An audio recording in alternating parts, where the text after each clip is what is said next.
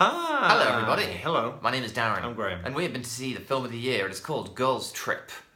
Film of the year, as in... It was shit. Yeah. Tells the story of Girls Trip. Girls Trip, not Girl Strip. That could be... very misleading title. Yes, I wanted a girl to strip. I got a Girls Trip. Tell us about Girls Trip. The Girls Trip, okay, so basically it's 4 friends in school, they grow up. I hated every one of them. It's 4 friends from school, they grow up, they've all got jobs. None of them died. None of them died on the path to old age. Yeah. Or whatever they are. Basically, they reconvene and relive their little troop. Oh, I hated them. And they made friends again, and then they didn't make friends again, and then they made friends again, and that was the story. Then they didn't make friends again, and then they did again. Yeah. But then they didn't, but then they did. Meanwhile, they're all like super about the men successful as well. Like one of them's like a not really trillionaire. I think you missed the point. Chat woman. No. Did you not watch? Yeah, no. One of them was super rich because she was married to Luke Cage, and yeah, one of them was some like, TMZ blogger type person. They're all but she wasn't super rich. That was the crux of the story. She could have been if she had lived a fucking extravagant lifestyle. She didn't. Well, she did. She Well, lived in a big studio I feel apartment. really bad, but I'm just doing my job. Said every Nazi ever. So come on, let's think about it. Right? Jada Pinket-Smith is not rich. Jada Pinket-Smith.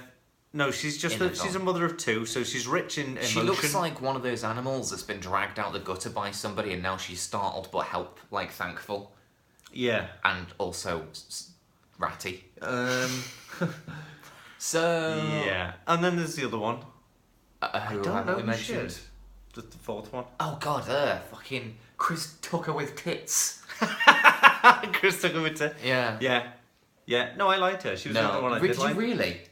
Honestly, there was times in this film when I wanted to do the old, X-Men 2 drill, bore the images out thing. Like they were just so noisy. Yeah. It was like Chris Tucker with a megaphone, like.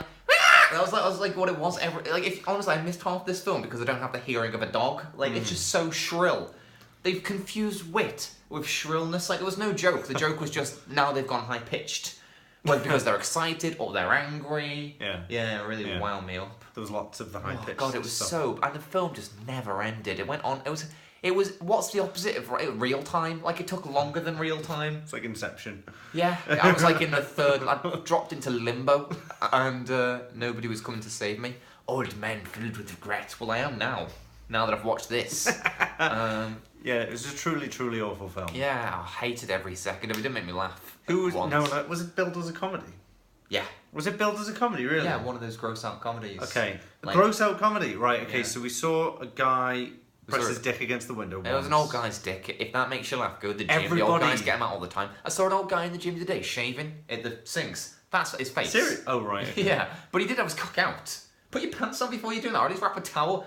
Wrap a towel around just around put a sock on at least. Put a sock on it. Yeah, that's what they say. One of the jokes in it is you see an old man's dick. Well, if that's the case, go to the gym because they get him out all the time. They don't put him away. They wouldn't put him away to go and do the weights if there wasn't a risk of clampage.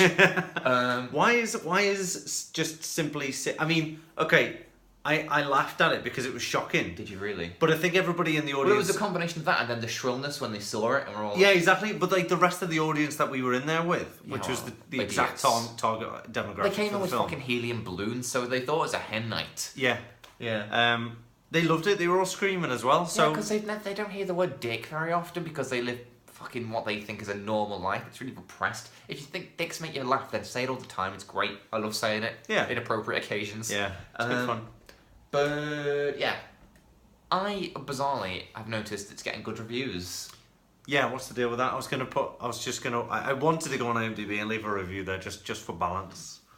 I'm sure you would have changed the world with that. That's not the point. I just wanted to bring the score down a little bit. You can do that without a direct review. Okay, anyway, pedantry aside. Well, I listened to a review by Robbie Collins, who's Mark Kermode's replacement on the BBC thing, and vague. Go on. Huh? Vague. Okay, he writes for the Telegraph. Okay. Writes about film. Yeah, he's a film reviewer. Or critic. He liked it, although he did like Grimsby, which was also shite. I think that was one of his favourite films of the year. So let's not trust him entirely where comedy is concerned. I didn't see Grimsby. It's even worse than this. It's got Mark Strong in it. I know. And I haven't seen him since, with the exception of Mrs. Sloane. Once since, he's been everything. He said that he liked how first. Okay. Here are the things we'll say that aren't positive about the film. One, it's predominant. It's got main cast of women. That's good. It's main cast of black. That's good, considering black films and women films don't tend to get made.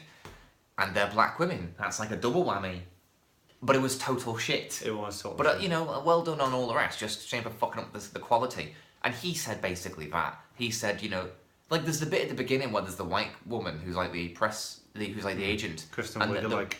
Yeah, and the black woman who's the main character is like, okay, but don't be saying, don't be, like, you know, don't be, what are the words she says? I can't think of any. Oh, what are the... Oh, right, yeah, like girl and Yeah, stuff yeah, like don't be that. saying like that, stereotypical sister and stuff like that. Yeah. And so Robbie Coleman's like, so it has like an undercurrent of like, you know, like talking about race and stuff like that. And you think, well, yeah, but not really. They just happen to be black, and some of the jokes were because of that. If you want to watch a film that actually has like subtext about race, then Get Out, for example, and obviously Get Out is a completely different type of film to this, but they both that is a horror film in the way this is a comedy, except it's about a horror film, but they also have that underneath. This doesn't have that underneath, if that makes sense. Yeah. So if you want to see a film about subtext in that area, that is the one. And if you don't want subtext, you've got like Hidden Figures. I didn't see it. Oh yeah, but, and that was funnier than this. Was it? Did you not see Hidden Figures? No. Oh, that was funny. This, and we got free Maltesers on the way in. That's cool. I know. Yeah. Yeah, because it was like a preview screening. They gave us chocolates. Oh, that's nice. I know. So I was already in a good mood. Yeah. I mean, Get Out is billed as like a horror, but it's also got really funny bits. Oh yeah, it does. Like That's genuinely genuinely, as well. Yeah, genuinely funny bits. This didn't have any funny bits. Was 50 Cent in it? No, that was P Diddy. Oh, I thought they were saying Fiddy. No. Oh, I was thinking it didn't really look like him, and I was wondering why they were getting excited. Yeah. It's P Diddy. It's quite famous. Yeah, I know. Did he used to be called Puff Daddy, or is that someone else? No, that's him. Oh, right, okay. Hence the P. I don't Diddy. think he changed it for the better, but he didn't start off in a good place. Yeah, so this is from the director of Scary Movie 5 as well. Oh, is it? Yeah. Oh, I can see that now. Oh, I love it. It's great. Do you like Scary Movie 5? I like that whole series. Do you? I watched Scary Movie 4 in Amsterdam and I laughed hysterically, like I couldn't breathe. I was laughing that hard, but don't think it was because of the film. I think you could have showed me a funeral scene and I'd have laughed that much. I was in Amsterdam. Death at a Funeral. I know, I didn't like that one either. Did you see the remake? That was the one I saw, with Chris Rock. The prequel's better. It's not a prequel, it's just the original. Not the prequel, but yeah, unremade. So, was there anything that you liked about this film? Not a thing. Was there anything that you didn't like that we haven't mentioned? I feel like it could have done more. Like, God. all of the no. I just mean in terms of what you were talking about before, like the race thing and the women thing. I wasn't that. It wasn't what it was about. Every kind of, or at least, does it pass the, what's it called, the Bechdel? No, what's it? Does it bollocks? All they do is every talk about conversation men. is about man. dicks. Yeah, and they had the scene where the guy was like, "I haven't settled down yet because I haven't found." Oh God, I hated that. Because I haven't found my equal. Because I haven't found my equal. 2 scenes earlier, there was 2 women like on a zip wire above a crowd, pissing on over everybody. Everyone. Yeah, it was just I haven't found my equal. They haven't found the fucking tone of the zip line. film. Yeah, I hated that. It went on so long. And there was a fight scene after a dance off in a club, and it was just everything was just so disjointed and like Starsky and Hutch. There was a dance off. Like Starsky and Hutch, someone took drugs by mistake. Well, it wasn't drugs; it was absinthe. Yeah, it was just terrible. Awful. And then I hated the music, the comedy music, where it's like set. Oh yeah. Like little cartoony effects, yeah. And when they're like running, that was my impression of the running music. It sounded like they would just press the demo button on a keyboard, and the demo was Groundhog Day music from the film Groundhog Day. Yeah.